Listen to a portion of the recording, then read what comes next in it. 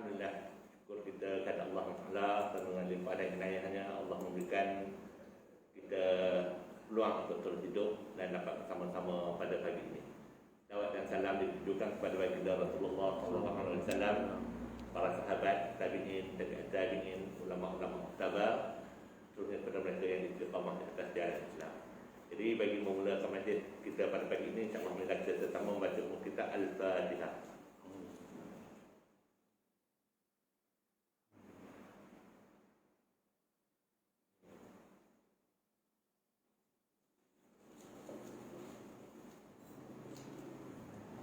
Alhamdulillah, jadi insya-Allah seperti biasa kita mulakan jam 7 pagi hingga 7 suku untuk pendaftaran, dan 7.15 kuliah kita akan bermula. Jadi untuk tidak membuang masa, dengan segala hormatnya saya menjemput Pak Tik untuk memulakan kuliah pada pagi ini.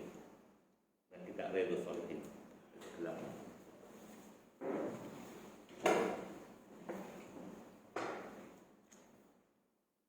Assalamualaikum warahmatullahi wabarakatuh.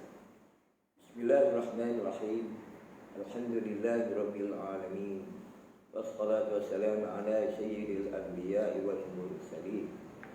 Sayyidina wa nabiyyina wa habibina wa syafiina wa dhukrina wa maulana Muhammad wa ala alihi wa ashabihi ajma'in wa tabi'ina lahum bi ihsanin ila yaumiddin, amma ba'd. فقال الله تعالى في كتابه الكريم ذلك الكتاب لا ريب فيه هدى للمتقين. وقال جل جلاله في آية أخرى من كتابه وما آتاكم الرسول فخذوه وما نهاكم عنه فانتهوا. Muslimin muslimat yang dirahmati Allah, alhamdulillah dengan izin Allah, taufiq dari Allah, kita bertemu lagi pada sesi kuliah pagi ini, iaitu saudara-saudari muslimat yang dirahmati Allah sekalian. Pagi ini kita akan baca kitab Riyadhus Shalihin.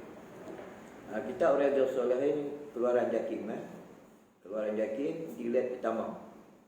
Bagi saudara-saudara kita yang baru mengikuti, kitabnya Riyadhus Shalihin keluaran Jakim. Sebab di pasaran banyak keluaran dan terjemahan daripada beberapa pihak.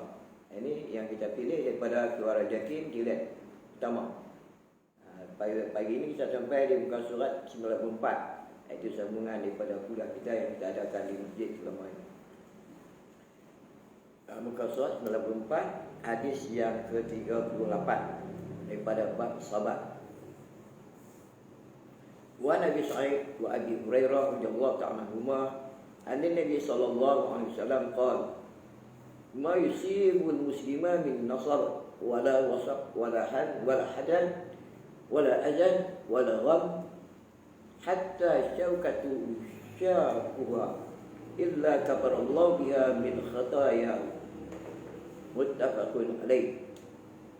Maksud hadis diriwayat daripada Abu Sa'id, riwayat daripada Abu Sa'id dan Abu Hurairah radhiyallahu ta'ala anhuma, katanya sabda Rasulullah sallallahu alaihi wasallam, tiada seorang muslim pun yang mengalami kepenatan, penyakit, kebimbangan, duka cita, apa yang menyakiti dan kesedihan, sehingga cucukkan daripada duri yang mengenai, melainkan dihapuskan oleh Allah sebahagian daripada dosa kesalahan.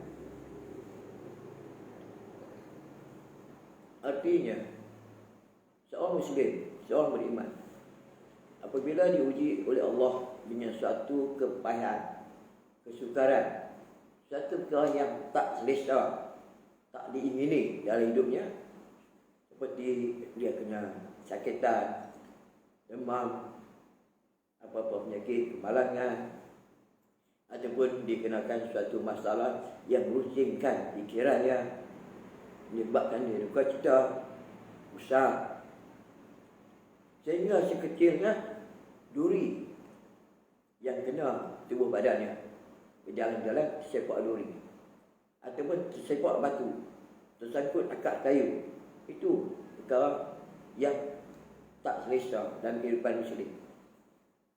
Dalam keadaan itu, bila dia sabar, ingat ini daripada Allah, maka Allah Ta'ala beri balasan padanya. Apa balasannya? Dihapuskan sebahagian daripada dosa kesalahan. Ini bermakna bahawa suatu kesalahan, suatu yang berbentuk tidak menyenangkan, tidak sia-sia bagi orang Muslim dalam kehidupan sehari-hari yang dihadapinya, maka dengan kesabaran menghadapi masalah yang berlaku itu, dia ingat kepada Allah, maka Allah hapuskan sebahagian daripada dosa dan kesalahan.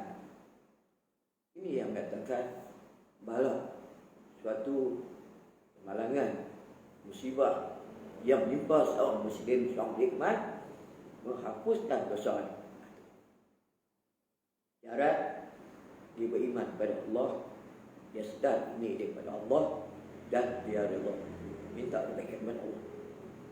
Maka sebab itu, apabila kita Muslim, orang Islam, menghadapi suatu kesusahan, musibah, kecelakaan, kemalangan, kematian, sakitan yang ada diri kita, ahli keluarga kita, orang sekitaran kita, disunat kita ucap inna lillahi wa inna ilaihi raji'un. Yang bermaksud, itu ayat Quran, dipanggil istirja, yang bermaksud semuanya kami ini, kita semua manusia, hak Allah, hak milik Allah. Kerana Allah yang menciptakan kita dan mengurus kita, menghidup mati kita, memberi rezeki kita, itu kami ini hak Allah. Wa inna ilaihi raji'un, dan kami semua akan kembali kepada Allah. Itu dia. Kita wujud di dunia ini, di alam jadah, di alam semesta ini dengan izin Allah. Allah wujudkan kita melalui proses kelahiran daripada ibu kita, bapa kita. Kemudian dengan izin Allah kita dibesarkan sehingga kita kini dewasa, boleh berfikir, boleh mengecap kehidupan dunia, memandang itu dan ini, mengecap itu dan ini, makan minum. Itu dengan izin Allah. Maka kesihatan yang kita kecapi, kita nikmati, itu daripada Allah. Tiba-tiba Allah uji sedikit kesalahan, kena susah sikit, kena sakit sikit, ingat pada Allah. Itu pun hak Allah, kena uji kita. Maka sebab itu sunat kita kembali balik ingatan kepada Allah dengan mengucap inna lillahi wa inna ilaihi raji'un. Pasal apa? Supaya kita tidak dihinggap, ambil kesempatan oleh syaitan. Kalau kita tak ingat kepada Allah, mungkin seorang itu bila timbul kemalangan, dia akan merong dan sebagainya, hilang kesabaran, lupa kepada Allah. Kenapa anakku yang begini kena orang nak lepas aku susah dan kena susah tak? Jadi timbul kata-kata baik kepada Allah, timbul keluar kata-kata ucapan yang tidak lupa, tidak ingat kepada Allah Subhanahu wa taala. Jangan melatah kaki berjalan tersepak batu, tersepak akak kayu, celaka. Kan? Itu malam yang kita terus ucap inna lillahi wa inna ilaihi raji'un. Bukan celaka mana, nak ada jalan mana tak batu limit. Itu dosa yang tambah, pahala tak ada, dosa yang tambah. Kaki sakit, pahala tak ada, dosa yang dapat. Tersepak batu, inna lillahi wa inna ilaihi raji'un. Jalan-jalan tengah pandu kereta, tiba-tiba kereta perlahan-lahan saja mati. Kita pun pergilah ke bau jalan, berhenti sana, inna lillahi wa inna ilaihi raji'un. Itu bukan nanti kita dengar berita kematian baru nak ucap inna lillahi wa inna ilaihi raji'un. Apa juga bentuk kesusahan yang tidak keselesaan bagi kita, sunat kita ucap inna lillahi wa inna ilaihi raji'un. Hadis dan kitab yang lain ada menyebut satu hadis riwayat daripada Nabi SAW yang bawakan maksudnya, pada satu malam Nabi SAW sedang bercakap-cakap dengan isterinya Aisyah radhiyallahu ta'ala. Kita ahli keluarga begitulah, mana bercakap, bersembang apa yang kebaikan untuk menambahkan keeratan kasih sayang antara suami isteri, kebahagiaan rumah tangga, bincang satu yang patut. Jadi sedang Nabi SAW berbicara, bersembang, mengomong dengan Aisyah radhiyallahu ta'ala, tiba-tiba perinta padam. Kalau zaman dulu pakai perinta minyak tanah, bukan pakai elektrik. Dan kita perinta padam. Kalau kita elektrik mati, terputus current. Elektrik tak ada. Jadi Nabi pun langsung ucap inna lillahi wa inna ilaihi raji'un. Kemudian isterinya Aisyah radhiyallahu ta'ala yang ada sampingnya berkata, bertanya, ya Rasulullah, ini kita padam pun ucap inna lillahi wa inna ilaihi raji'un juga, bukan orang mati, kecil saja padam gelap. Nabi SAW menjawab, tadi masa kita belum padam kan kita cerah. Sekarang bila padam berbalik, gelap kan? Kan gelap kan tak susah, menyusahkan. Sebab tu kita kena ucap inna lillahi wa inna ilaihi raji'un, walaupun sekecil-kecil sampai sebesar-besar, supaya kita ingatan kita kembali kepada Allah.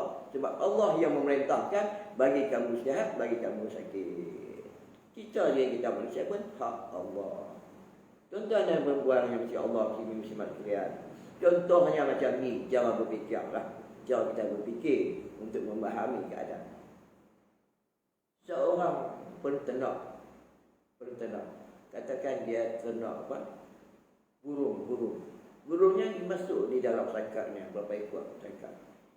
Cuba tuan-tuan perhatikan, kalau burung itu disangkut di tempat yang panas terik, apa jadi? Sudah tentu burung-burung itu akan menghadapi kepanasan. Dia akan berlegar di dalam situ.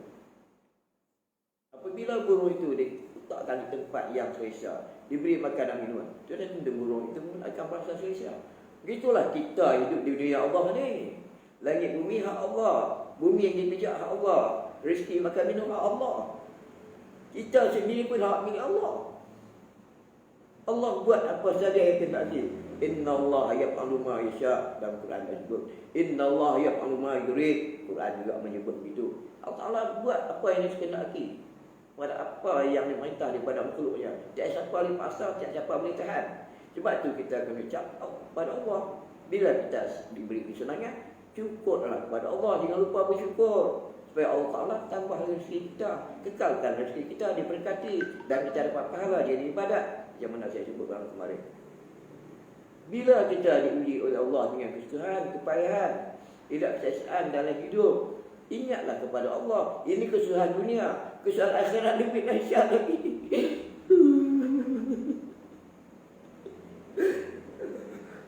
Ingatlah kesusahan ini kesusahan dunia, supaya kita ingat akhirat. Kesusahan di akhirat itu lebih dahsyat. Tidak ada siapa bantu, tidak ada siapa menolong. Kesusahan dunia ni boleh minta bantuan pada wakil rakyat, minta bantuan pada pejabat demi masyarakat, pada NGO yang berkenaan, yang siapa-siapa boleh dengar bantu. Tapi di akhirat ni minta pada siapa?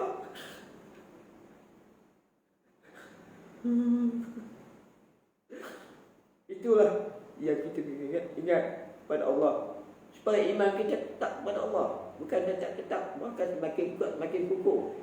Macam pokok yang dijaga, dibelai, disebut, dibaja, disiram. Semakin disebut, semakin elok pokok itu. Orang tengok pun suka, mengeluarkan buah-buah yang cantik. Itu Allah bandingkan orang beriman yang teguh imannya kepada Allah, dia tetap tak goyang. Allah redha pada dia redha pada Allah, dan tempat kemudiannya syurga. Itu tengok tuan-tuan. Itu keyakinan kita pada akhirat, supaya kita lebih kuat keyakinan kita pada akhirat. Itu ajaran Islam cantik. Yakin, berubah. Itu usaha sebagai manusia. Tapi jangan lupa berdoa kepada Allah dan bertawakal kepada Allah. Bagi orang bukan Islam, dia hanya merawat, berubat, berusaha. Tapi doa tak ada, tawakal tak ada. Orang Islam merawat juga. Itu memang usaha, disuruh untuk menjaga kesihatan nyawa kita daripada tuntutan syarak. Tapi di samping kita merawat, berubat, setiap usaha, kita tak lupa berdoa kepada Allah. Sebab dia yang menentukan segalanya. Dan dalam doa Allah bertawakal, serah kepada Allah. Sebab kita minta kepada Allah, tak mesti permintaan kita mesti ditunai, tapi harap kita, yakin kita begitu. Sebab kalau Allah tak bagi pun, tak ingin minta, tak ada paksa dia kan. Kalau kerajaan pihak tertentu boleh kita menggunakan saluran undang-undang. Pasal dia sebuah kerajaan, tak pedulikan rakyat. Dia menyalahi dengan keluarga, perlembagaan, undang-undang contoh. Sebab itu ada tawakal sampai pada orang lain. Usaha kewajipan manusia. Sebab itu Allah berikan akal fikiran, diberikan ilmu, diberikan tangan boleh bergerak berjalan. Itu untuk berusaha ke arah kebaikan. Dan tak mesti usaha kita tu akan mendapat. Sebab itu suruh berdoa. Doa itu pula Tuhan Allah diterima atau tidak. Tapi kita hanya hendaklah ada keyakinan, tahu harapan penuh. Kemudian berserah tawakal. Kenapa? Sebab Allah tidak ada siapa boleh paksa dia, tak boleh lawan dia. Kalau dia tak bagi kita, tak boleh sama dia di mahkamah. Bukan macam kerajaan. Itu. Sebab itu di sana ada usaha, doa, tawakal. Yang sebenarnya bahasa Arab kata tawakul, tapi bahasa kita ada kata tawakal lah. Dia berserah pada Allah dengan penuh harapan, minta rahmatnya. Itu bagi orang Islam. Berarti kehidupan orang Islam ini semasa kena kesusahan pun dia dapat pahala daripada Allah. Itulah saudara-saudari muslim-muslimat yang mati Allah. Dalam situasi sekarang, situasi yang kita ada dalam kehidupan sehari-hari zaman ini, Januari 2021 ni, kita masih dalam kegawasan menghadapi COVID-19. Susah. Pergerakan kita susah. Kehidupan kita susah. Sehingga nak datang masjid pun susah. Banyak kawan kita yang pergi ke masjid, nak datang ke masjid, suruh bayang Jumaat, tak dapat datang. Sebab dihadkan bilangan ahli Jumaat. Itu kan susahan. Maka bagi orang yang beriman, dia ada langkah, ada usaha dia, ada inisiatif dia supaya pahala dia berjemaah di masjid itu tak hilang. Maka dia buat jemaah bersama anak pinaknya di rumah ahli keluarga. Pahalanya jemaah tetap ada. Pahala jemaah di masjid walaupun tak datang ada. Sebab rutin dia, adat dia, biasaan dia datang masjid. Kalau tidak uzur, sekarang uzur, Allah ganti pahala. Ada pahala masjidnya, dia buat pahala dia. Dia buat jemaah di rumah. Dan ada masa baca Quran beramai-ramai, tadarus, halaqah Quran. Itu menambah dekat keimanan kepada Allah SWT. Berarti dia lulus. Dia telah berjaya menghadapi ujian Allah yang ini. Masya Allah. Itu bagi orang Islam. Pengajaran hadis. Hadis tadi riwayat Bukhari dan Muslim, hadis sahih. Bila dalam ilmu hadis ataupun mustalah hadis, bila disebut sebuah hadis itu riwayat daripada Al-Imam Bukhari rahimahullah, itu juga Al-Imam Muslim rahimahullah, maka hadis ini sahih, tak ada kecairan itu. Sebab di antara martabat kita hadis dalam Islam, dalam dunia Islam, banyak-banyak kita hadis itu, nombor satu hadis yang paling sahih, hadis riwayat Imam Bukhari rahimahullah. Yang kedua hadis riwayat Imam Muslim rahimahullah.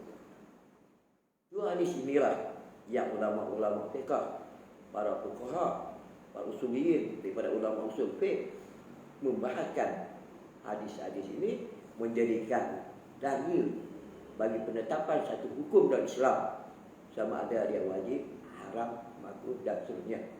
Adapun hadis dhaif tidak diambil jadi hujah, hanya untuk beramal, untuk kelebihan amalan saya. Begitu. Pengejaran hadis. Satu, orang yang menghadapi musibah dengan perasaan marah dan benci akan mendatangkan musibahnya dengan kehilangan ganjaran yang dijanjikan pada orang yang bersabar, lebih daripada itu kadang-kadang bersabar dosa. Hadis di mana saya sebut tadi. Bila seorang itu terkena suatu musibah, suatu perkara yang tidak baik, tidak selesa dalam hidupnya, artinya dengan lain perkataan, suatu perkara yang tidak diingini, dia marah, dia pilih, apa lagi keluar kata-kata memaki, apa ni Arab janda, amanah, dia lupa pada Allah. Jadi boleh jadi dengan ucapannya, kemarahan itu bukan saja hilang pahala yang Tuhan nak bagi, yang sebut dalam hadis tadi, pahala untuk orang yang sabar musibah, pahala itu tak ada hilang. Sebaliknya dosa pula yang timbul. Celaka mana ni? Siapa yang buat begini? Apa punya manusia? Jadi pahala yang Tuhan janjikan, bagaimana Nabi SAW sebut dalam hadis kita baca, hilang, tak ada pahala itu. Tapi dosa pula yang timbul. Sebab kita sabar, lupa pada Allah. Dan hadis yang lain, muslimin muslimat yang tiga Allah, Nabi SAW dan sebuah yang lain, dari riwayat lain ada menyebut, jangan kamu maki angin. Angin tahu kan? Kita berjalan, terutama di tepi pantai, di laut, angin kuat, meniup. Kadang-kadang kita punya kecayap, songkok putih kita ni yang ingat, tiap angin terbang. Kain-kain kita disyarap misalnya. Misalnya bila kena tiupan angin yang kuat, jatuh benda-benda, barang-barangnya ke apakah, Nabi kata jangan maki angin. Apabila kamu maki angin, berarti kamu maki Tuhan punya angin. Angin itu siapa yang membuat? Siapa yang jadi? Siapa yang urus? Allah. Berarti kamu maki angin, sebab angin itu meniupkan barang kamu jatuh. Kamu maki angin, berarti kamu maki Allah. Allah itu Tuhan yang menjadikan angin, yang menguruskan angin barat, angin timur, menjadikan angin itu sesa, angin sepul-sepul bayu, yang menjadikan angin itu tak sesa, putih beliung, ribut, taubat, yang mengutuk, semua Tuhan Allah. Ucaplah inna lillahi wa inna ilaihi raji'un.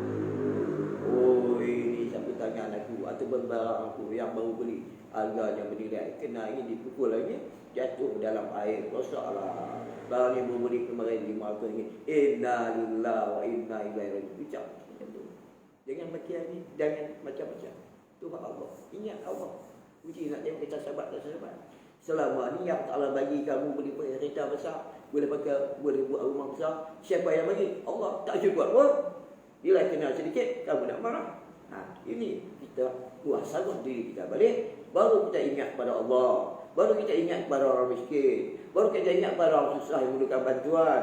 Baru kita ingat kepada itu dan ini. Dan kita ingat akhirat. Yang lama lagi kita akan kembali kepada Allah di akhirat. Akan ditanya daripada segala nikmat kurniaan Allah. Summa la tus'alunna yawma idzin 'anil na'im. Qul surah Takasur.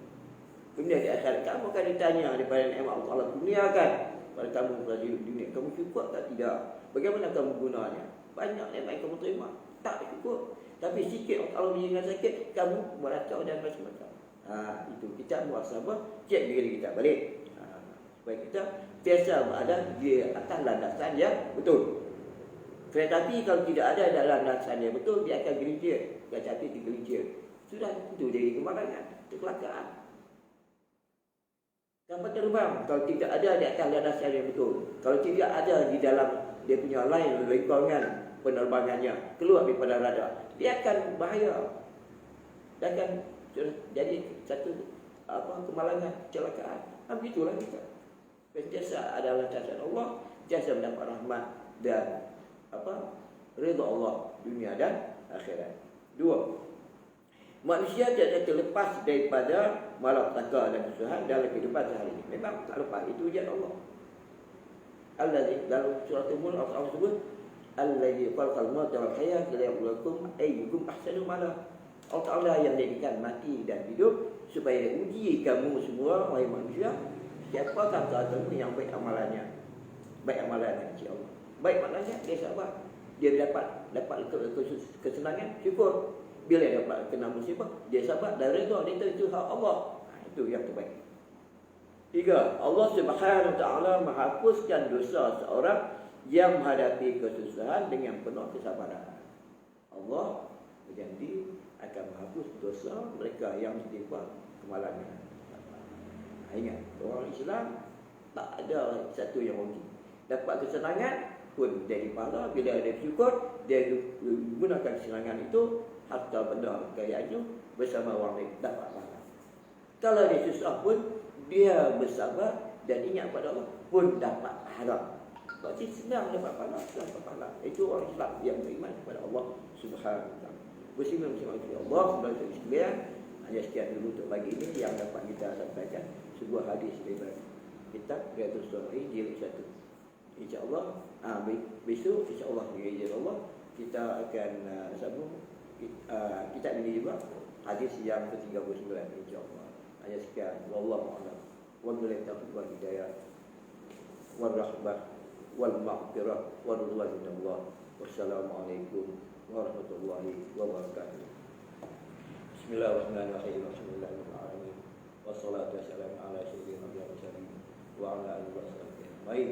Allahumma ij'alna min ibadika as-salihin waj'alna min ibadika al-muttaqin waj'alna min ibadika al-marudin ila ibadika ajma'in.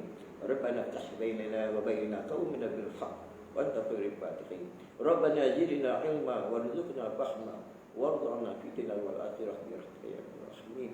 Rabbana atina fid dunya hasanah wa fil akhirati hasanah wa qina adzaban nar.